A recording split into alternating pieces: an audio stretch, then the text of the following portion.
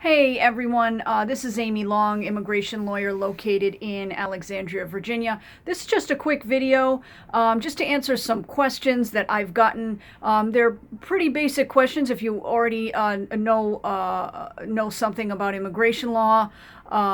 So these are, I chose these questions because these are typical. So if it's beneath your level, you can just wait for the third one that I'm going to discuss. But the first and second one is sort of for the average person who just has some general questions about immigration law. So the first question is, what is a green card? A green card is a status in the United States that you can obtain if you're eligible for it, which will make you a lawful permanent resident of the United States.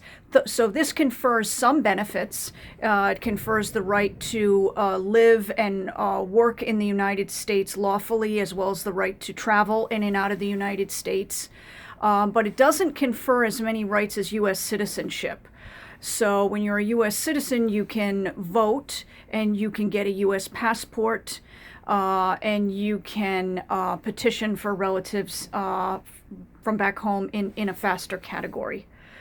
So that's one of the questions that I've gotten. Another sort of a basic one that I've heard is if I come to the United States and I marry a U.S. citizen, does that automatically make me a U.S. citizen? And the answer is no, it doesn't. But it can put you on the path to becoming a lawful permanent resident. The level of difficulty in achieving that goal is going to depend on a number of factors. So you'll have to talk to your immigration lawyer about that and go through those questions and those details. Your lawyer will ask you how you entered the United States, whether you have any criminal incidents, things of that nature to determine your eligibility. And then the third question that takes things a little bit deeper is when someone has entered the United States unlawfully. That is to say that they entered the United States without inspection. They did not go through an airport or another type of port of entry, and they didn't have a visa and they didn't get a stamp in their passport. They jumped the border, so to speak. They entered unlawfully. What are their immigration options?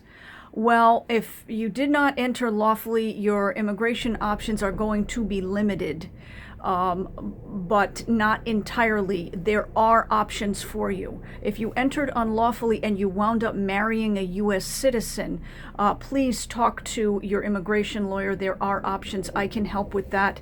Other options include asylum and, under limited circumstances, TPS if you're from a country that still allows TPS, and a program called NACARA. So, but these are somewhat limited, and you will need a lawyer to walk you through it. Please don't do that on your own.